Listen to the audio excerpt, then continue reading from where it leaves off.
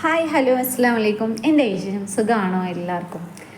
അപ്പം ഇന്ന് ക്ലാസ് ഉണ്ട് കേട്ടോ. അപ്പോൾ എന്തായാലും ക്ലാസ്സിന് പോകണമെന്ന് പറഞ്ഞിട്ടായിരുന്നു പോകണം. അപ്പോൾ കുട്ടികളൊക്കെ എണീക്കുമ്പോഴേക്കും ഫുഡ് ഉണ്ടാക്കാമെന്ന് പറഞ്ഞിട്ട് ഞാൻ വേഗം അടുക്കളയിലോട്ട് കയറിയതാട്ടാ. പിന്നെ എന്തായാലും ചിക്കൻ കറിയും പത്തിരി ഉണ്ടാക്കാമെന്ന് കരുതി. അപ്പോൾ അതിനാകുമ്പോൾ കുറച്ച് ടൈം വേണം. പിന്നെ ഉച്ചക്കത്തേക്ക് ചോറും കൂടി റെഡി ആക്കണമല്ലോ. അപ്പോൾ അതിന് കുറച്ചേറെ ടൈം വേണമെന്ന് പറഞ്ഞിട്ട് ഞാൻ വേഗം ഒന്ന് കയറിയതാട്ടാ.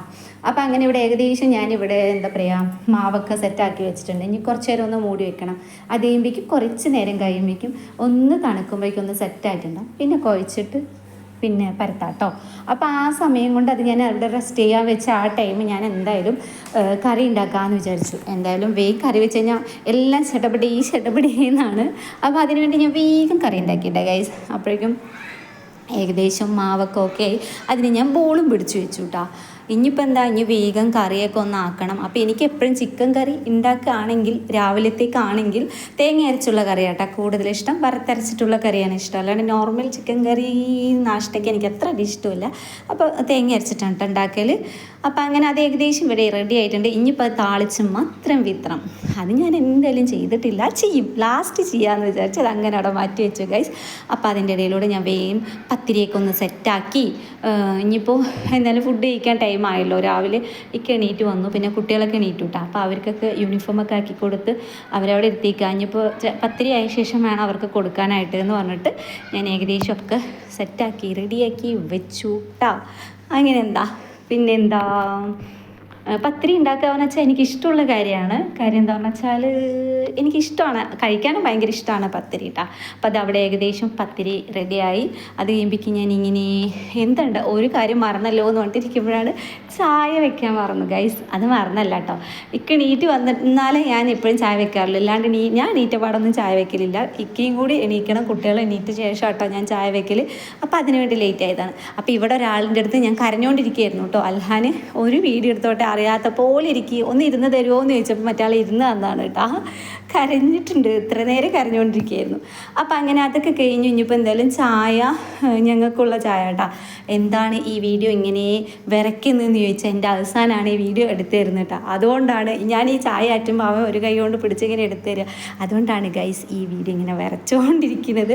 അപ്പം അങ്ങനെ അതൊക്കെ കഴിഞ്ഞു. ഇനിയിപ്പോൾ ഞങ്ങൾക്ക് 3 ആൾക്കുള്ള ചായ, അൽഹാനും പിന്നെ കട്ടൻ ചായയാണ്, അത് ഓൾറെഡി കൊടുത്തു കേട്ടോ. എൻ്റെ പാത്രങ്ങളൊക്കെ നിറഞ്ഞു കിടക്കുന്നുണ്ട്. അത് കഴിയുമ്പോഴേക്കും ഞാൻ വേഗം ഫുഡ് കഴിച്ച് കഴിഞ്ഞു എന്ന് വെച്ചാൽ ഇനിയിപ്പോൾ എനിക്ക് പോവാമല്ലോ. അപ്പോൾ ഏകദേശം പാത്രങ്ങളൊക്കെ സെറ്റാക്കി ഫുഡും കഴിച്ചു, ഡ്രസ്സ് മാറ്റി കഴിഞ്ഞു. ഇനിയിപ്പോൾ റെഡിയായി പോകാൻ നിൽക്കണം. അപ്പം എന്തായാലും ഒരു വീഡിയോ വേണ്ടേ എന്ന് ഓർത്തിട്ട് ഞാൻ വീഡിയോ എടുക്കാൻ തന്നു കേട്ടോ, ഒരെണ്ണം. അപ്പോഴേക്ക് എന്തായാലും സമയം ഉണ്ടെങ്കിൽ ഞാനൊരു വീഡിയോ എടുക്കാറുണ്ട് കേട്ടോ. ക്ലാസ്സിൽ പോകുമ്പോഴാണെങ്കിലും ഉണ്ടെങ്കിൽ മാത്രം. അങ്ങനെ അതെല്ലാം കഴിഞ്ഞ് ഞാനിത് ബസ് സ്റ്റാൻഡിൽ എത്തിയിട്ടുണ്ട്. അങ്ങനെ അതൊക്കെ കഴിഞ്ഞ് സ്കൂളിലെത്തി, ഇൻസ്റ്റിറ്റ്യൂഷനെത്തി. ഞങ്ങളുടെ ഇവിടുത്തെ ചേച്ചിയാണ് കേട്ടോ, ഞങ്ങളുടെ ഇൻസ്റ്റിറ്റ്യൂഷനിലെ ചേച്ചിയാണ്. ഈ ചേച്ചി ലഡു എടുക്കുമെന്ന് പറഞ്ഞ് കൊടുത്തപ്പോൾ ആദ്യം വേണ്ടാന്ന് പറഞ്ഞു, പിന്നെ ആളെടുത്തു കേട്ടോ. അങ്ങനെ അതൊക്കെ കഴിച്ച് കഴിഞ്ഞു. ഞങ്ങൾ ടീച്ചേഴ്സിന് കുറച്ച് സാധനങ്ങളൊക്കെ റെഡിയാക്കി വെച്ചിട്ടുണ്ട്. എന്താണെന്നല്ലേ വഴിയേ പറയാം. ഇതാണ് ഞങ്ങളുടെ ചിത്ര മാം. പിന്നെ ഒരു മാമും കൂടി ഉണ്ട്, നീതു മാം. മാം ഇന്ന് ലീവാട്ടോ. എന്താണെന്ന് വെച്ചാൽ മാമിൻ്റെ മദറിലോ വയ്യാത്തത് കൊണ്ട് മാം ലീവ് എടുത്തു. പിന്നെ ഒരു സാറുണ്ട്, ഗിരീഷ് സാറും ഇന്ന് ലീവാണ് കേട്ടോ. എന്തായാലും ശരിക്കും രണ്ടാളെ മിസ് ചെയ്യുന്നുണ്ട്. ഇത് ഞങ്ങളുടെ നവീൻ സാറാണ് കേട്ടോ, ഈ ഇൻസ്റ്റിറ്റ്യൂഷൻ്റെ ഓണർ. അപ്പോൾ പിന്നെന്താ ഭയങ്കര എല്ലാവരോടും ഒരേപോലെയാണ് സാറ് പെരുമാറൽ. ആരോടും പ്രത്യേകിച്ച് ഒന്നുമില്ല, നോർമൽ. അതുതന്നെയാണ് അവിടുത്തെ എനിക്ക് പേഴ്സണലി തോന്നിയത് കേട്ടോ. അവിടെ എല്ലാ ടീച്ചേഴ്സും ആർക്കും പ്രത്യേക പരിഗണനയൊന്നും കൊടുക്കലില്ല, എല്ലാവരും തുല്യമായിട്ടാട്ടോ കാണൽ. എന്തായാലും നല്ലതാണ്. പിന്നെ ഇത് ശ്രീജിത്ത് സാറാണ് ഇനി പ്ലേസ്മെൻറ്റിൻ്റെ കാര്യങ്ങളൊക്കെ ഇവിടെ നിന്ന് ഇറങ്ങുന്ന ആൾക്കാർക്കൊക്കെ സാറാട്ടോ ചെയ്തു കൊടുക്കുന്നത്. അങ്ങനെ പിന്നെന്താ അങ്ങനെയൊക്കെ.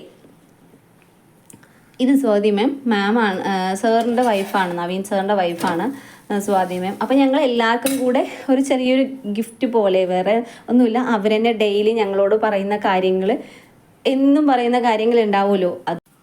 അതായത് അവിടെ ഇങ്ങനെ പിള്ളേരിനെ എപ്പോഴും മാം ഇങ്ങനെ പറഞ്ഞുകൊണ്ട് നടക്കുന്ന കാര്യം ഞങ്ങളുടെ ക്ലാസ്സിൽ വന്ന് എന്നും പറയുന്ന കാര്യമാണ് കേട്ടോ മാമിന് കൊടുത്തേക്കണത്. മാമിന് മാത്രമല്ല എല്ലാവർക്കും അങ്ങനെയാണ് കൊടുത്തേക്കണത്.